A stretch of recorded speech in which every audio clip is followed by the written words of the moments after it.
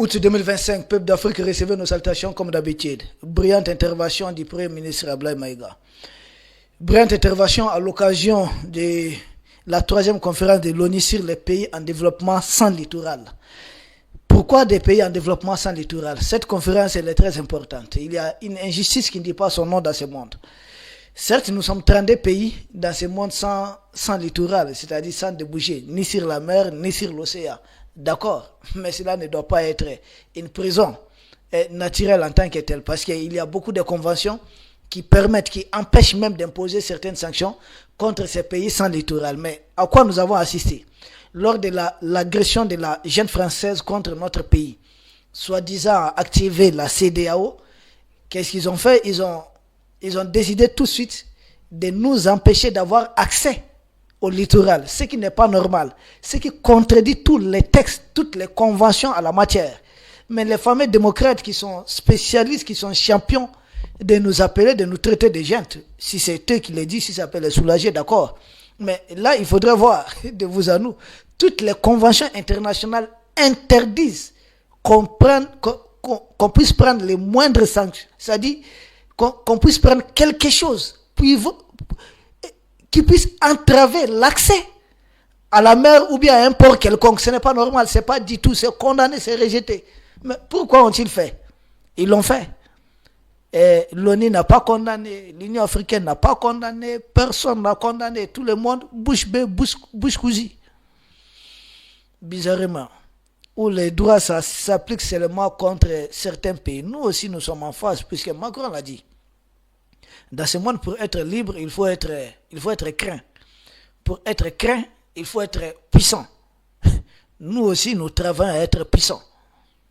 Et d'ici là, nous comprenons beaucoup de choses.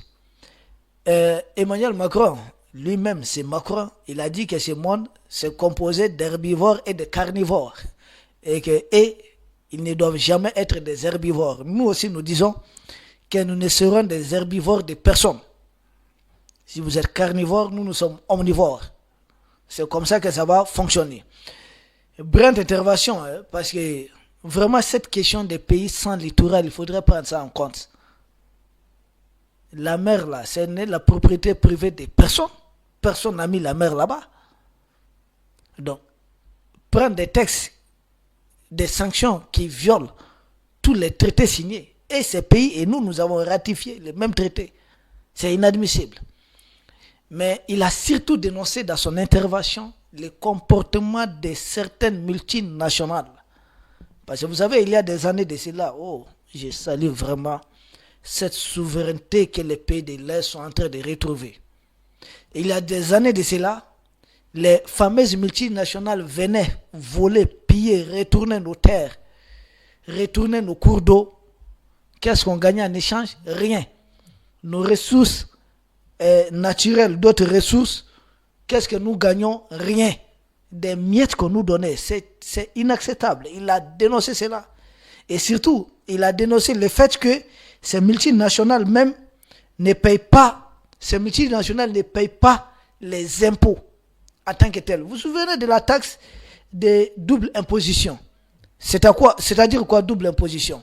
Que les entreprises de la gente macronienne ne doivent pas payer certains impôts ici. Mieux vaut les payer là-bas au niveau de la métropole. Mais c'est des entreprises qui polluent ici, qui travaillent ici. Pourtant, nous, nos ressortissants qui travaillent là-bas payent des taxes. Donc, c'était une injustice. Tous les 3 pays de l'Est ont mis fin à cela. On dénonce surtout le fait que ces multinationales ont passé leur temps à éviter les impôts. C'est pourquoi le Premier ministre Abdoulaye Maïga, dans son intervention, il a plaidé pour que la future convention des Nations Unies sur la coopération fiscale devait réduire les évasions, surtout fiscales, empêcher que les entreprises, empêcher que les multinationales puissent trouver des mécanismes à l'aide des politiques qui sont contrôlées par certains pays pour contourner, éviter de payer des impôts. C'est inadmissible. Il faudrait maximaliser les recettes internes de nos pays. C'est pourquoi nous avons jugé nécessaire vraiment de parler. Pour nous, c'est le sujet au sommet de l'actualité. c'est multinational. Moi, je ne suis pas forcément dans la future convention même, comme l'a dit le Premier ministre Abdoulaye Maïga. Mais si nous revenons en arrière, parce que c'est l'Union africaine qui l'a dit, cette fois-ci, ce n'est pas le premier, l'Union africaine qui est une désunion pour les Africains, qui ne travaillent pas pour les...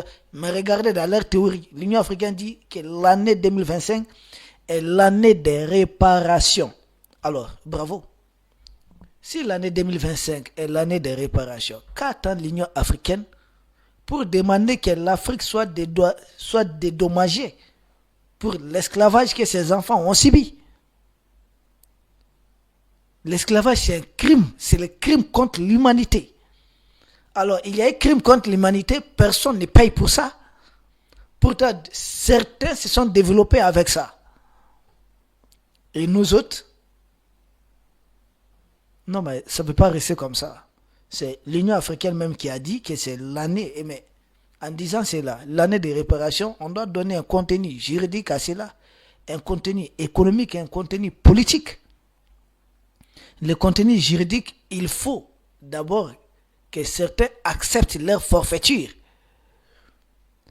qu'une procédure normale soit engagée. Ce qu'on appelle la Cour pénale internationale. Pourquoi elle ne se saisit pas de ces dossiers? Qu'il y a eu des millions d'êtres humains qui ont été déplacés de force, qui ont été enlevés auprès de leur famille. Il n'y a pas de dédommagement. C'est pourquoi nous saluons ce discours du Premier ministre Abdoulaye Maïga. Et ensuite, la colonisation. On nous a matraqués quand même. Il y a eu des crimes. Des parents assassinés devant leurs enfants. Des enfants à qui on a coupé des bras, excusez-nous. Mais c'est très grave, c'est violent. Nous condamnons. Et personne ne paye pour ça. Ça a profité à quel État? Mais ces États doivent payer. Mais personne ne paye. Et ça ne dit rien à personne. Il faut cela, ça doit. Et les guerres, toutes les guerres là. Parce que nous allons, hein. Nous disons même mieux. Mieux, je dis bien mieux. Et les guerres qu'on a imposées aux Africains ici, et les guerres qui sont toujours en cours. Au Soudan, vous savez combien de gens sont morts? Avec ces histoires de guerre, on va vous parler de 300 000. Non, c'est plus de millions.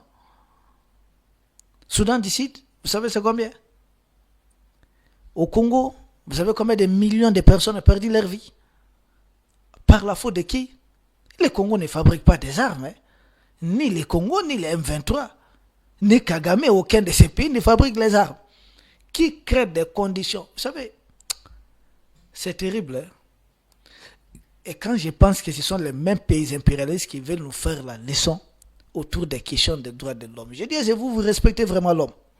Vous accusez d'autres pays du monde. Mais est-ce que vous respectez les droits de l'homme?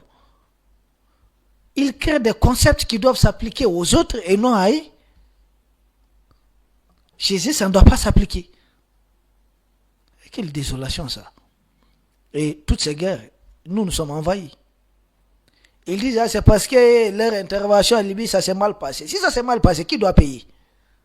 C'est là que je vois nos partenaires russes qui demandent à la communauté internationale, c'est-à-dire à l'ONU, d'aider les pays de l'Est qui sont aujourd'hui en première ligne contre les terroristes.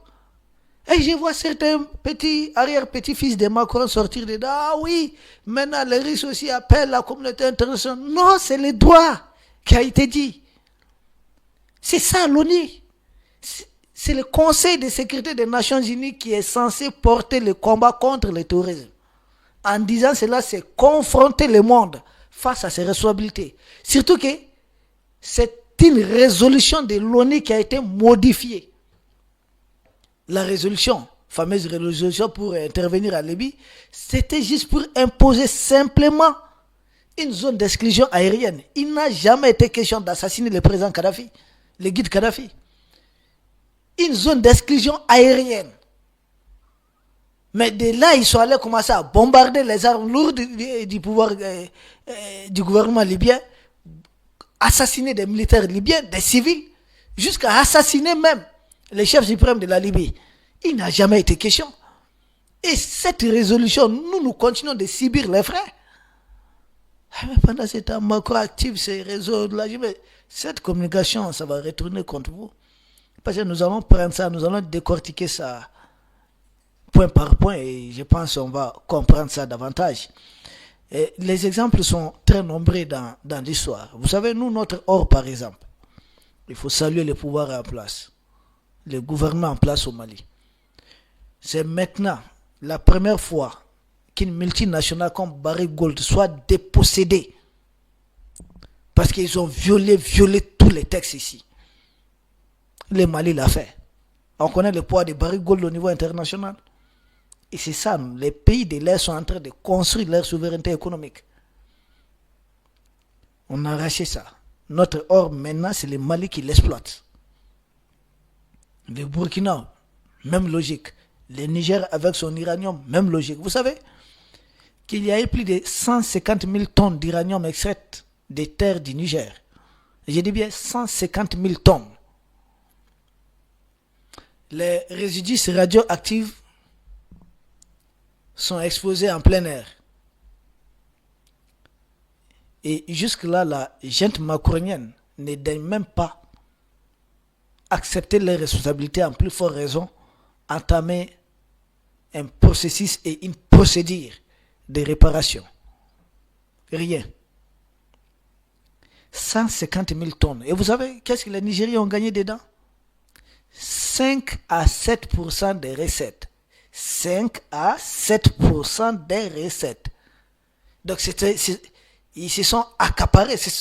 Ils étaient les vrais propriétaires de cet uranium. Et ils ont appelé ça indépendance. Et certains sont surpris de voir les pays de l'Est dans l'état dans lequel ces valeureux militaires les ont trouvés. Qu'est-ce qu'on a trouvé? Les caisses étaient comment? Les caisses vides des pays endettés. On est parti non seulement des caisses vides des pays endettés, mais surtout des pays où on a déposé tous les terreaux mercenaires venus de la Libye et d'autres pays, d'autres contrées. Non seulement ils n'ont pas laissé suffisamment de budget, il faut partir de zéro, il faut combattre l'ère multinationale de l'autre côté. C'est un combat de titans. Ça n'a pas été un travail du tout facile. C'est un boulot colossal que ces valeureux militaires sont en train d'accomplir. Pendant qu'on doit redresser l'économie de ces pays, même en crier, si on veut, pour être beaucoup plus explicite, pendant qu'on est en train de redresser cette économie, il faut continuer à combattre les terreurs mercenaires qui sont dorénavant armés par certaines puissances. Il faudrait au même moment asseoir une stabilité sociale parce que leurs mercenaires politico-médiatiques ne cessent leurs assauts. Mais puisque sur les terrains information, communication, ils sont bâtis de long à large, les terrains militaires, ils sont même affaiblis. Et qu'est-ce qu'ils font?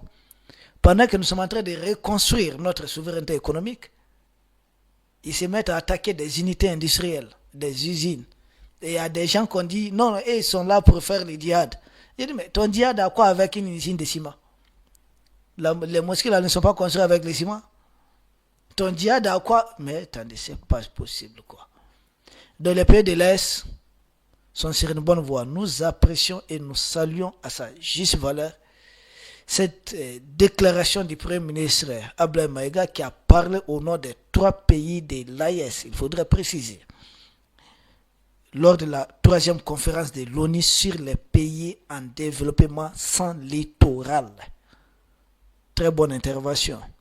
Les multinationales doivent payer convenablement les impôts et des mécanismes doivent être mis en place pour éviter toute fuite, toute évasion fiscale.